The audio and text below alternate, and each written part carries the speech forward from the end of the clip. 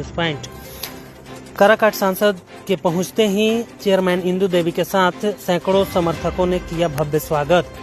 खबर औरंगाबाद जिले के नगर पंचायत बारून से है, जहां शनिवार के दिन काराकाट के सांसद राजा राम सिंह जी नगर पंचायत बारून के चेयरमैन इंदु देवी के आवास पर पहुंचे। आपको बताते चले कि जैसे ही सांसद महोदय का नगर पंचायत बारून के चेयरमैन इंदु देवी के आवास पर आगमन हुआ, वैसे ही उनका स्वागत चेयरमैन इंदु देवी ने बुके, माला एवं अंग वस्त्र देकर उनका भव्य स्वागत की। वहीं राजद के युवा जिला उपाध्यक्ष चंदन कुमार सिंह ने माला पहनाकर उनका स्वागत किया। आपको बताते चले कि सांसद राजा राम सिंह ने बारून से संबंधित जटिल समस्याओं पर प्रकाश डालते हुए कहा कि सोन नगर जंक्शन पर प्रमुख ट्रेनों का ठहराव, एनटीपीसी व एनपीजीसी का उड़ता हुआ जहरीली राख एवं लोकल लोगों को नौकरी देने की बातचीत लगातार जारी है। धीरे धीरे सकारात्मक खबरें आने लगी है और जल्द ही आप लोगों की समस्याओं का निदान किया जाएगा। वहीं मौके पर मौजूद रहे शिक्षक बाबूधन सिंह, अशोक यादव, पूर्व पंचायत समिति सुनील यादव, बलवंत कुमार, शिक्षा निकेतन के प्रिंसिपल सीमा गुप्ता, वार्ड पार्षद सुरेंद्र यादव, वार्ड पार्षद दीपक कुमार प्रजापति, वार्ड पार्षद सोनू गुप्ता, वार्ड पार्षद आनंद कुमार, गुड्डू अंसारी, वार्ड पार्षद रिजवान इदरीसी के साथ कई अन्य लोग मौजूद रहे।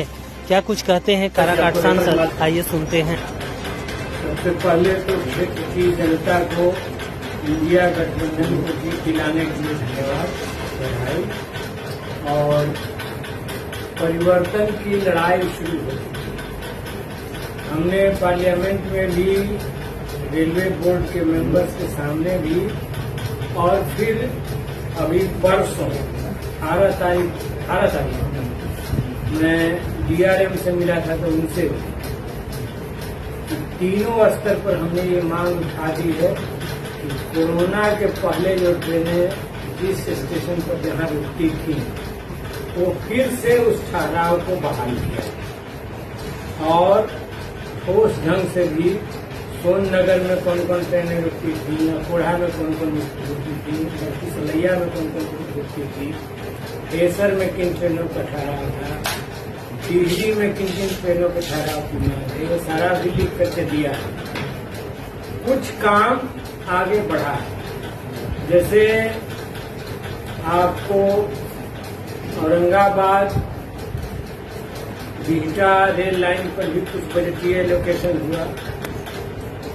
अभी जो रेल मिनिस्टर से मिल करके हमने चिट्ठियां दी थी, तो पहली मांग थी उसमें जो टिहरी में रेलवे ओवरब्रिज जो टूटा हुआ है, जिससे वो मकराइन होते हुए जो नासरीगंज का रास्ता है, जिससे हजारों लोग प्रभावित थे, तो वो बजाबता बजट अलॉटमेंट भी नहीं हुआ, उस पर टेंडर जारी हो चुका है 13 करोड़ 80 लाख का।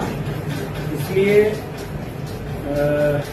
मतलब कुछ बातें आगे बढ़ी हैं रेलवे की दिशा में ये काम। और बाकी अन्य क्षेत्रों में एनटीपीसी का प्रदूषण है, या एनटीपीसी को जो क्षेत्रीय विकास में सीएसआर फंड से योगदान करना है, इन सवालों पर मतलब अभी ऊर्जा मंत्री से हम मिले थे, तो उनसे मुलाकात नहीं हुई, उनके पर्सनल सेक्रेटरी से मुलाकात हुई। तो दो बड़ी मांगे हमने उठाई। एक तो एनटीपीसी में ये सब जो सवाल उठ रहे हैं, इस पर अधिकारियों को निर्देशित करने का कि वे सीएसआर फंड का उचित इस्तेमाल नहीं करें। और सीबीआई के छापे ने यह बात साबित कर दिया कि किस तरह से सीएसआर फंड का बड़े पैमाने पर घोटाला हुआ। तो ये बातें उठ गई। और दूसरी बड़ी मांग की है, और बारून में आप लोगों को ये बताएं, ये पहली बार हम पब्लिकली इस बात को डिस्क्लोज कर रहे हैं। एक हमने सुपरिटेंडिंग इंजीनियर बिजली विभाग के थे, वो संचरण के भी, ग्रिड के भी, उत्पादन के भी, और उसमें उन्होंने ही कहा कि सर एक हमने कहा कि देखिए आप लोग जनता की मांग यहाँ पूरा करिए, और आपकी जो मांग बनती है उसको हम ऊपर ले जाएंगे। हम केंद्र सरकार और बिहार सरकार दोनों से वार्ता करने में सक्षम है। तो उन लोगों ने कहा कि सर एक बड़ा ग्रिड बारून में जमीन है, अभी जो रेलवे ग्रिड है उसके बगल में तो जमीन पर्याप्त है।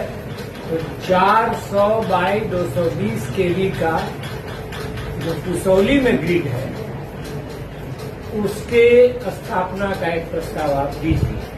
तो ऊर्जा मंत्री से मिल करके हमने ये दिया और तर्क भी दिए कि हमारे यहाँ से दो थर्मल पावर है, इसी से पावर लेकर के जाता है 100 किलोमीटर दूर और फिर वहाँ से रिटर्न आता है। तो इसमें जो वोल्टेज ड्रॉप होता है, तो इस वजह से अगर हमारा एक हाई पावर ग्रिड बनेगा तो वो लॉस कमेगा। और अब दूसरा हमने लॉजिक ये दिया कि अब मान लीजिए कि बिजली उपभोक्ताओं की संख्या बढ़ गई, बिजली की जरूरत भी बढ़ गई, लोगों की आदतें भी बदल गई, तो इस लिहाज से बिजली की ज्यादा खपत है। तो ये एक हाई पावर ग्रिड बनेगा अगर बारू में, तो कम से कम ये औरंगाबाद और रोहतास 2 जिलों को तो संभाल ही सकता है। अभी पुसौली ग्रिड संभालता है, तो ये एक ठीक उसी तरह का काम होगा अगर ये बनेगा तो, जैसा काम इंद्रपुरी डैम बनाने के लिए जो लड़ाई चल रही है, जो भी पार्लियामेंट में हमने बातें रखी हैं। तो इस तरह से मतलब सिंचाई का प्रश्न हो, बिजली का प्रश्न हो, सड़क का प्रश्न हो, एनटीपीसी के तहत प्रदूषण रोकने का सवाल हो या सीएसआर फंड को उचित इस्तेमाल का मामला। और तीसरा जो बड़ा एक वाइटल प्रश्न है रोजगार का सवाल, तो स्थानीय लोगों को रोजगार एनटीपीसी में मिले, यह सवाल भी हमने उठाया। तो इस तरह से कहिए तो ट्रेनों के ठहराव से शुरू करके बाकी हर मसले पर बातें उठा दी गई। अब कहिए कि हमारी सरकार नहीं, अभी भी सरकार से लड़ के लेना है। हम लोग कोशिश में थे कि दिल्ली में इंडिया गठबंधन की सरकार बने, लेकिन नहीं बन सकी। मोदी जी की भाजपा को हम लोग अकेले कुर्सी पर बैठने लायक तो नहीं रखे, लेकिन नीतीश जी और चंद्रबाबू नायडू जैसे लोगों के सहयोग से फिर वो सत्ता में आ गए। तो इंडिया गठबंधन से संघर्ष करना है और उस संघर्ष की शुरुआत पार्लियामेंट के भीतर हो चुकी है।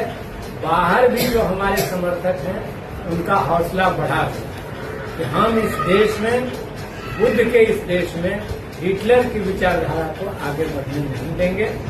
ये हमारे समर्थकों में जहाँ कहीं भी जा रहे हैं ये संकल्प दिख रहा है। सर, वर्तमान में सबसे बड़ी समस्या ये है कि जितने सीओ कार्यालय हैं बिहार के, वो जो जिम्मेवारी उन पर है, तो बड़ी जिम्मेवारी है, लेकिन उस पर खरा नहीं उतर रहा। और सीओ कार्यालय एक लूट और भ्रष्टाचार का केंद्र बना है।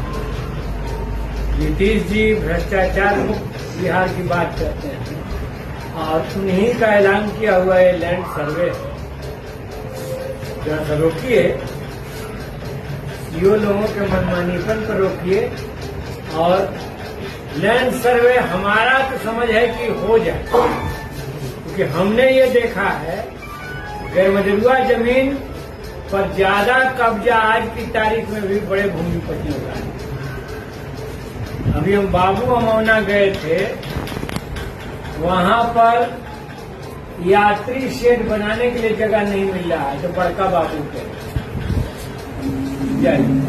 उनका जमीन है, और सब गैरमजरूआ जमीन, लेकिन सब पर कब्जा है उनका।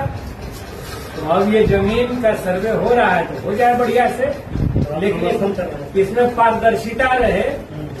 और दूसरी मांग हम लोगों ने यह भी की कि जो भी सरप्लस लैंड निकलता है, सरकारी गैरमजरूआ जमीन निकलती है, उस पर पहला हक सार्वजनिक संस्थाओं के अलावा गरीबों का है, भूमिहीनों का है, तो वो उनमें बंटना चाहिए।